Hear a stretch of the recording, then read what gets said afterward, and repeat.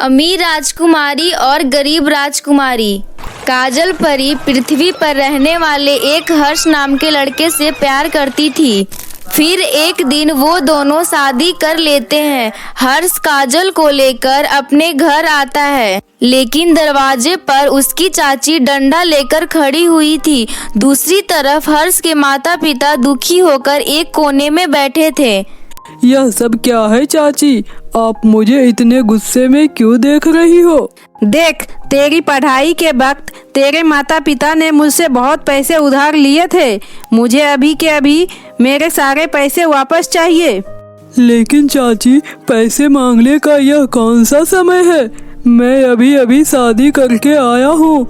आप अच्छी तरह जानती हो, अभी तक मेरी कहीं नौकरी नहीं लगी। मेरी नौकरी लगते ही धीरे धीरे मैं आपके सारे पैसे लौटा दूंगा।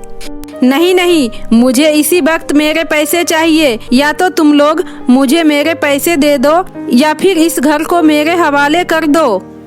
यह तुम क्या जुल्म कर रही हो गायत्री? अभी अभी मेरी बहू आई है और तू हमसे हमारा घर छीन रही हो।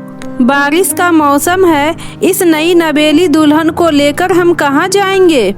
मैंने किसी का ठेका नहीं ले रखा है, मुझे सिर्फ अपने पैसों से मतलब है।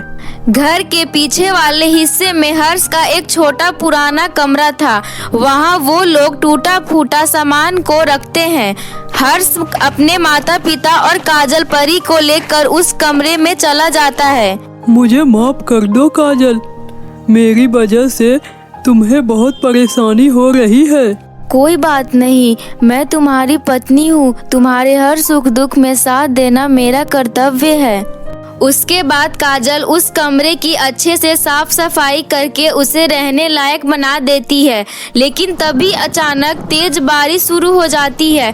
कमरे की छत टूटी हुई थी, इसलिए जगह जगह से पानी टपकने लगता है। दूसरी तरफ काजल की बूढ़ी सास ससुर ठंड से कांप रहे थे।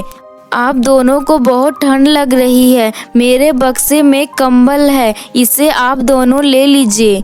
उसके बाद काजल कंबल निकाल कर अपने सास ससुर को दे देती है। लेकिन बहू, तेरे पास तो कंबल नहीं है, तो तुम क्या ओढ़ेगी? तुझे भी तो ठंड लग रही होगी ना। आप फिक्र मत कीजिए, मुझे कुछ नहीं होगा। पृथ्वी पर आने के बाद मेरी सारी शक्तियाँ खत्म हो चुकी है, इसलिए मैं कुछ कर भी नहीं सकती। हमारा सारे पैसे और सारा सामान घर के अंदर रखा हुआ है। उस दुष्ट चाची ने हमें हमारा सामान लेने तक नहीं दिया। हाँ बेटा, वह औरत बहुत बुरी है। उसने बिल्कुल सही समय पर हमें धोखा दिया है। मैं कल ही नौकरी की तलाश में शहर जाऊंगा। मुझे पूरा यकीन है कि मुझे कोई ना कोई काम मिल जाएगा। हर्ष के पास कोई छतरी नहीं थी। वो बारिश में भीगता हुआ शहर की ओर चला जाता है। यहाँ तक कि हर्ष के पास किराए के लिए पैसे भी नहीं थे, इसलिए वो पैदल ही सड़कों पर चल रहा था। कुछ घंटे के बाद जब वो शहर पहुँचता है तो जगह जगह जाकर काम ढूंढने की कोशिश करता है, लेकिन शाम होने तक उसे कहीं कोई काम नहीं मिलता। उसके बाद वो निराश होकर अपने घर लौट जाता है। अपने पति का दुख काजल से देखा नहीं जाता। फिर वो अगले दिन आसपास के इलाकों में काम ढूंढने निकल जाती है। मैंने सुना है कि परियां बहुत अमीर होती है, फिर तुम्हें काम करने की क्या जरूरत है? ऐसा नहीं है कि हर परी अमीर होती है, कुछ परियां मुझ जैसी भी होती है। दया करके आप मुझे कोई काम दे दीजिए, आपके सारे काम बिना शिकायत के कर दिया करूँगी। वो औरत काजल परी को अपने आप काम पर रख लेती है, लेकिन उस औरत की बेटी अंजू बहुत ज्यादा बुरी थी। दूसरों को परेशान करने में उसे बहुत मजा आता था। शाम को जब अंजू काजल के घर में काम कर रही होती है तो उसको देखकर अंजू बहुत खुश होती है। अरे वाह, लगता है माँ इस परी को नौकरानी के लिए रखा है। मैं अब खूब परेशान करूँगी। उसके बाद अंजू काजल को पास वाले बगीचे से फल तोड़कर लाने के लिए कहती है। दीदी, बाहर बहुत तेज बारिश हो रही है, आप मुझे एक छतरी दे दीजिए। नहीं नहीं, मेरी छतरी बहुत महंगी है। अगर तूने छतरी तोड़ दी तो मेरा नुकसान हो जाएगा। तुम ऐसे ही पानी में भीगती हुई चली जा, वरना मुझे गुस्सा आ गया तो मैं तेरी पिटाई करूँगी। बारिश में भीगते हुए बगीचे में पहुंच जाती है। फिर वो ढेर सारे फल तोड़कर इकट्ठे कर लेती है। लेकिन काजल जब वापस लौट रही थी तभी अचानक सड़क के कुछ कुत्ते उसके पीछे दौड़ने लगते हैं। कुत्तों से बचने के लिए काजल तेजी से भागना शुरू कर देती है। इस समय वो बड़े पत्थर से टकरा जाती है और एक बड़े पत्थर के ऊपर गिर जाती है। इसी वक्त उसका हाथ टूट जाता है। हाय मैं मर गई, बचाओ बचाओ मुझे, कोई बचाओ। लेकिन तेज बारिश की वजह से कोई भी इंसान वहां से गुजर नहीं रहा था। थोड़ी देर में दर्द से तड़पते हुए काजल बेहोश हो जाती है। शाम को जब बारिश बंद होने पर कुछ लोग वहां से गुजरते हैं तो काजल को देखकर सभी लोग उसके पति हर्ष को बुला लेते हैं। काजल की बुरी हालत देखकर हर्ष को बहुत दुख होता है। यह सब मुसीबत मेरी वजह से आई है। सच में मेरी वजह से तुम्हारी पूरी जिंदगी बर्बाद हो गई है। इसमें आपकी कोई गलती नहीं है, ये सब तो समय समय की बात है। दूसरी तरफ हाथ टूटने की वजह से काजल दोबारा काम नहीं कर पाती। हर्ष को कोई काम भी नहीं मिल रहा था, जिस वजह से काजल और उसके ससुराल वाले दाने दाने के लिए मोहताज हो गए थे।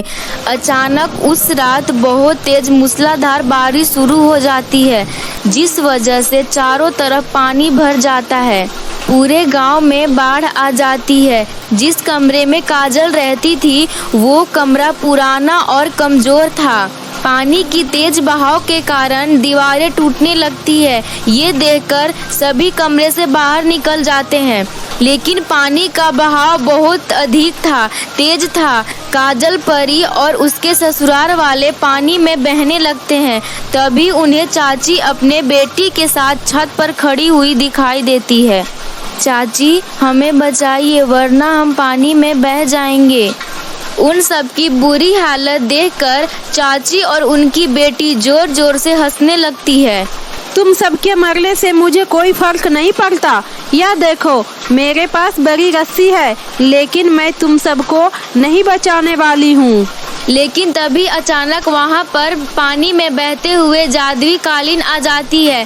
काजल परी और उसके ससुराल वाले कालीन को जल्दी से पकड़ लेते हैं और उस पर बैठ जाते हैं। फिर वह कालीन हवा में उड़ते हुए सभी रानी परी के महल में ले जाती है। यह जादुई कालीन पृथ्वी पर मैंने ही छोड़ रखी थी ताकि बारिश और बाढ़ में फंसी परियों की सहायता हो सके। आज के बाद तुम सबको परेशान होने की कोई ज़रूरत नहीं है। मैं तुम सबके लिए रहने की व्यवस्था करती हूँ। उसके बाद रानी परी काजल परी को उसके ससुराल वाले को रहने के लिए बहुत अच्छा व्यवस्था कर देती है। उसके साथ ही हर्ष को अपने महल में नौकरी दे देती है। उसके बाद काजल परी और उसके ससुराल वाले को कभी कोई गरीबी का मुंह नहीं देखना पड़ता और वह हंसी खुशी अपना जीवन जीने लगते हैं।